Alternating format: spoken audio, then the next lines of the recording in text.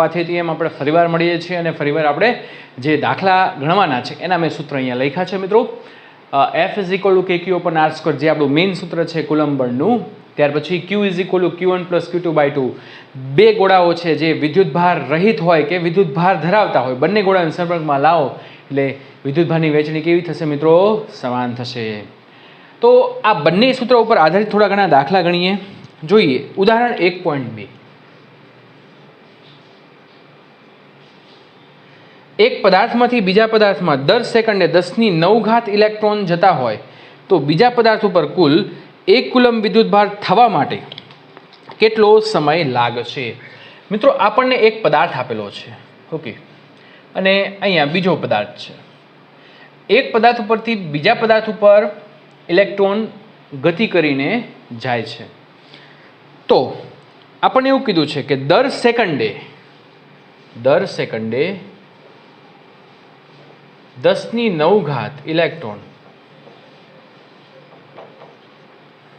Electron જાય છે, બરાબર કે નહીં મિત્રો?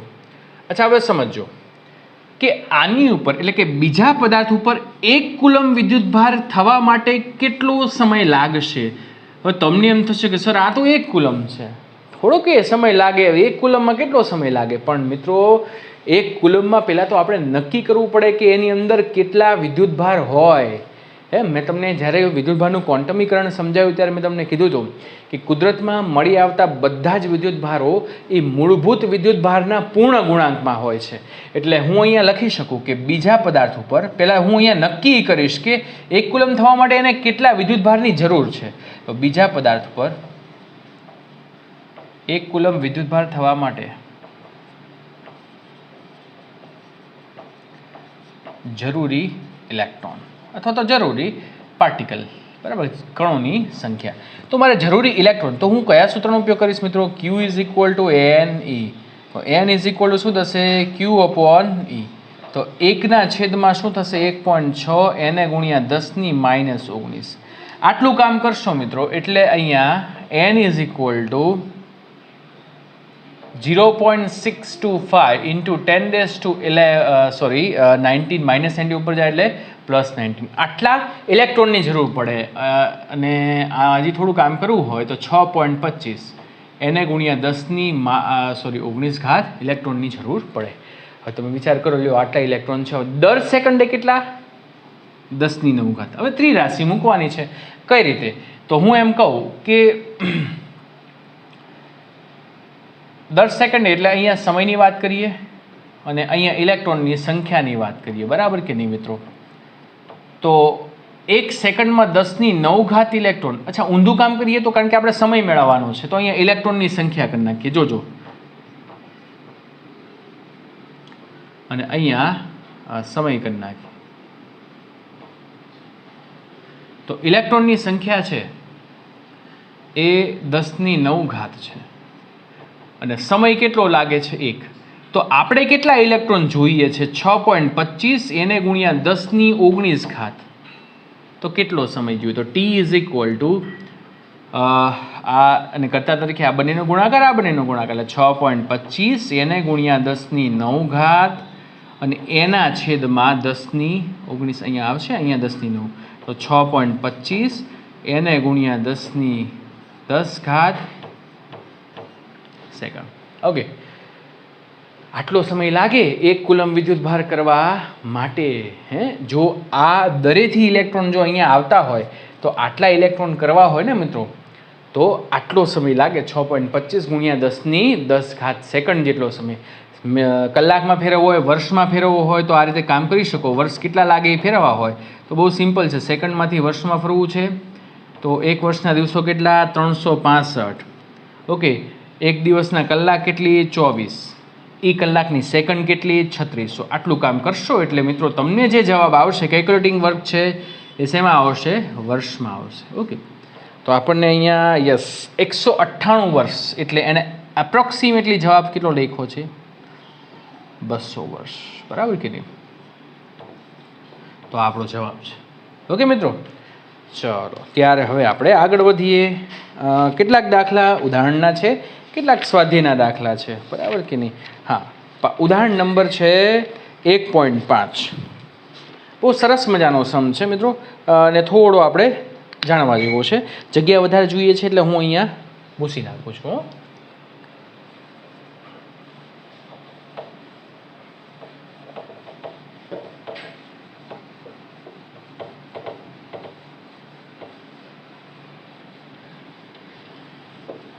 ત્યાર પછી આગળ વધીએ.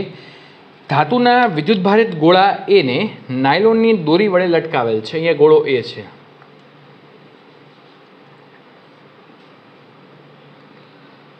નાયલોનની દોરી વડે આપણે એને લટકાવેલ છે.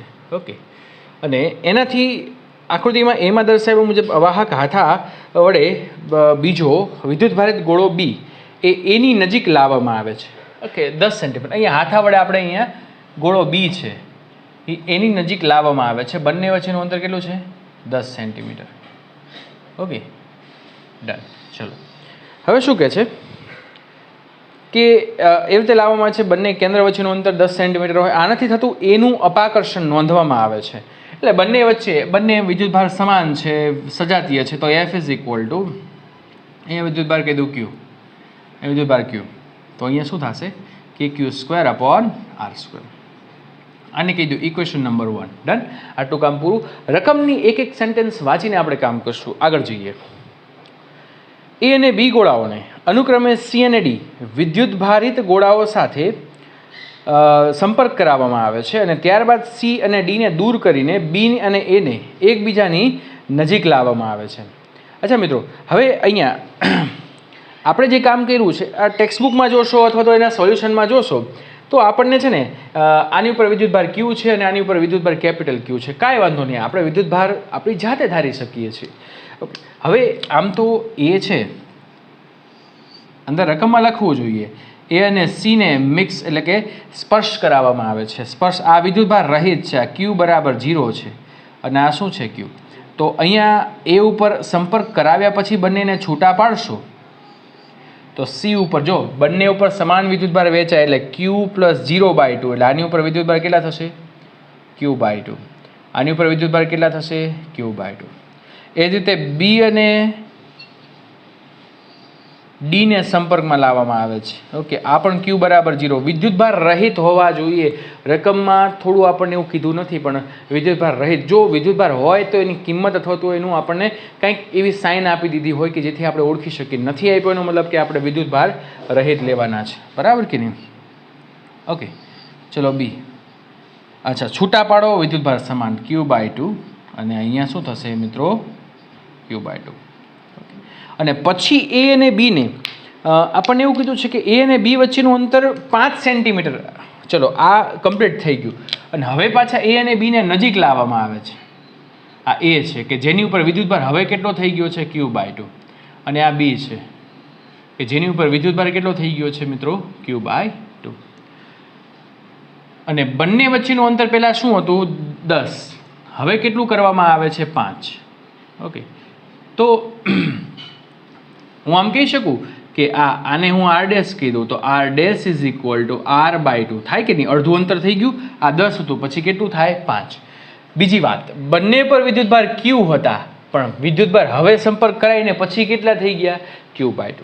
એટલે હવે મારે બળની ગણતરી કરવી છે તો F, આને હું Q ડેશ કહી દઉં, આને પણ હું કહી દઉં છું Q ડેશ. તો F dash is equal to KQ dash square upon r dash square. બળ બદલાઈ ગયું છે તો હવે હું આની અંદર બીજું કામ શું કરીશ? બધી કિંમતો મૂકો. F dash is equal to K Q dash એટલે Q/2 અને એના છેદમાં શું થશે? r/2 of whole square.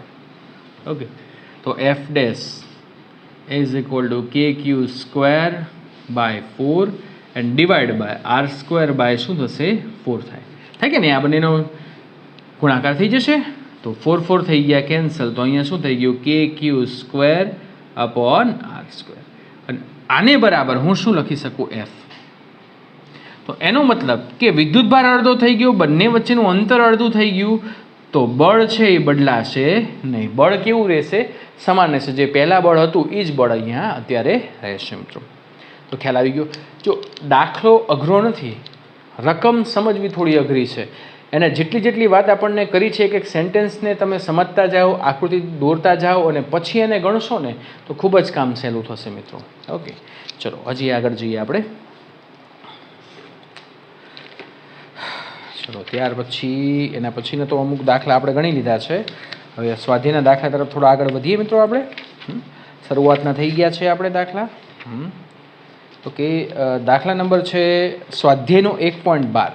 સાથે બુક અથવા તો ટેક્સ્ટ બુકની અંદર પણ આની રકમ આપણને આપી દીધી છે, એટલે થોડું કામ એ રીતે કરવું મિત્રો.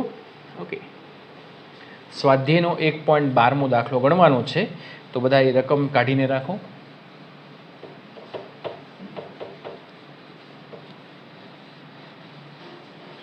ઓકે, તો સ્વાધ્યાયનો 1.12મો દાખલો.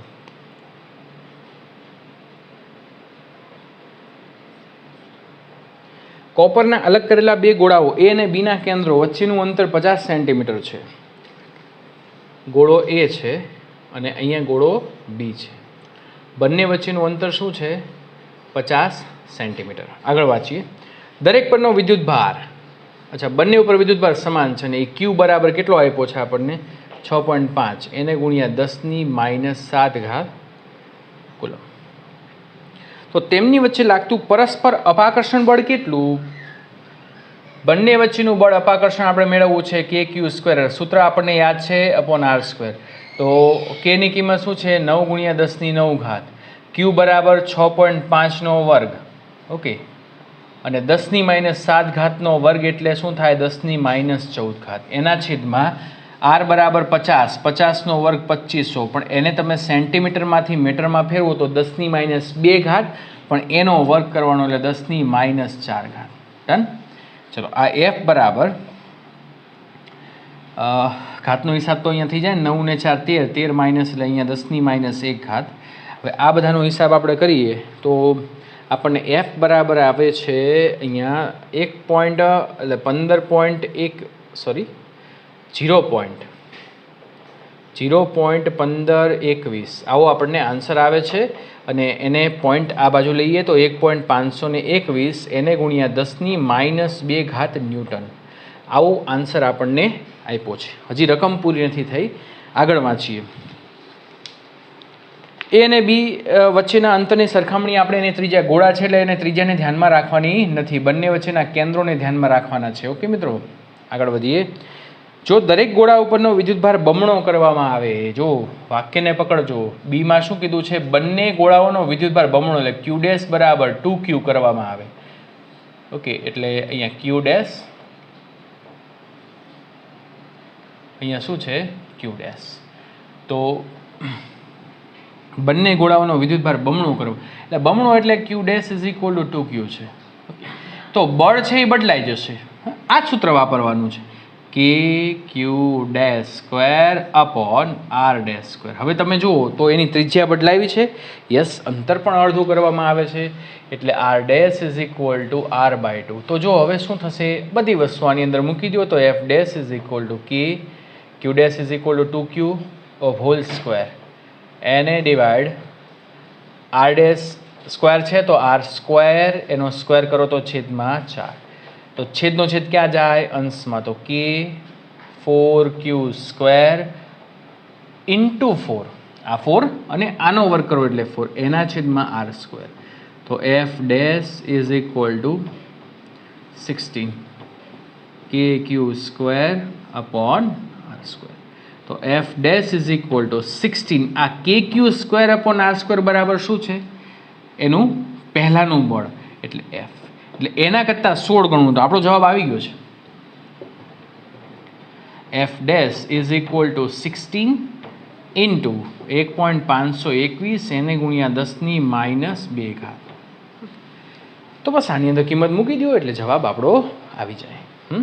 એટલે 16 × 16 ને એના કરતાં અડધું ભરીએ એટલે 8 ને 16 ને 8 24. બરાબર, 24 પોઈન્ટ સમથિંગ આન્સર આવવો જોઈએ. યસ, 0.24 આવે છે.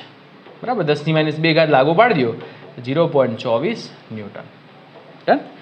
ઓકે, પછી એના જેવો જ 1.13 એના પછીનો જ દાખલો છે ને એની ઉપર આધારિત આપણે બધી રકમ આની જ લેવાની છે.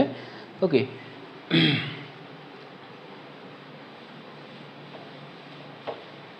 1.13મો દાખલો મિત્રો.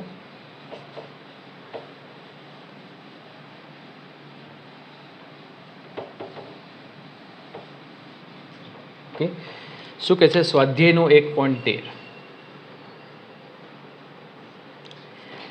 સ્વાધ્યાય 1.12માંના બંને ગોળાઓને એક સમાન માપના છે જો ત્રીજા તેમના જેવો જ પણ વિદ્યુતભાર રહિત ગોળો પ્રથમ ગોળા સાથે સંપર્ક લાવીને ત્યારબાદ બીજા ગોળા સાથે સંપર્કમાં લાવીને બંનેને દૂર કરવામાં આવે તો એ અને બી વચ્ચેનું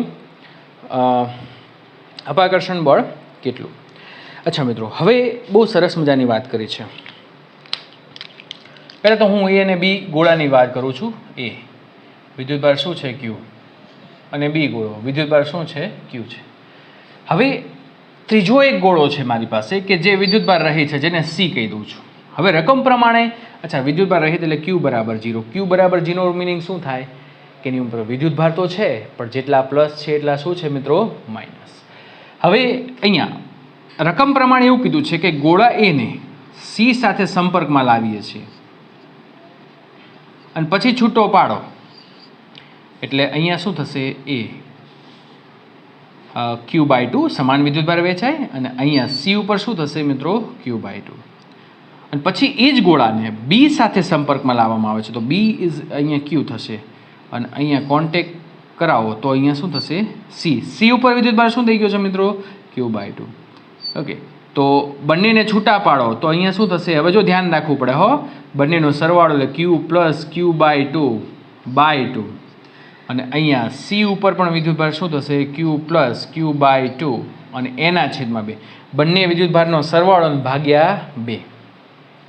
તો 2 સામેની બાજુ એટલે 2Q + Q એટલે 3Q/2. 2 અહીંયા છેદમાં આવશે એટલે અહીંયા બંને ઉપર વિદ્યુતભાર શું થઈ જશે? 3Q/4 અને 3Q/4. અને પછી એવું કીધું છે કે હવે એ અને બી ગોળો એ અને ગોળા બી ને પાછા એટલા જ અંતરે લાવવામાં આવે પણ આની ઉપર વિદ્યુતભાર શું થઈ ગયો મિત્રો? Q/2. આની ઉપર વિદ્યુતભાર શું થઈ ગયો? 3Q/4. ઓકે, અંતર તો એટલું જ છે, આપણને અંતર બદલાવાની વાત કરી નથી. આર બરાબર જે આપણને આપ્યું હતું એટલું જ અંતર છે જેટલું બંને વચ્ચે પહેલાં હતું એટલું. તો હવે બળ F' બળ તો બદલાઈ જશે કારણ કે વિદ્યુતભાર બદલાણા. તો K Q/2 ઇન્ટુ 3Q/4 અને એના છેદમાં શું થશે? R². તો જો KQ²/R².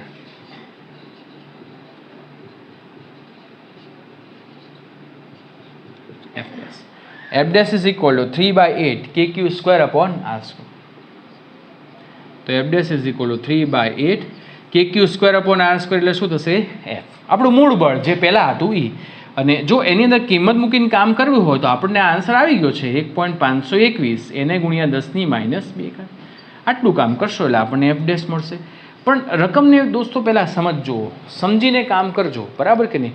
કારણ કે આની અંદર દાખલામાં કાંઈ નથી પણ એની અંદર જે વિદ્યુતભાર કઈ રીતે બદલાય છે, સંપર્કમાં લાવો પછી છૂટા પાડો, કઈ રીતે વિદ્યુતભાર વહેંચાય છે, અંતર બદલાય છે કે નહીં, આ બધી વસ્તુની તમારે ધ્યાન રાખવું પડશે.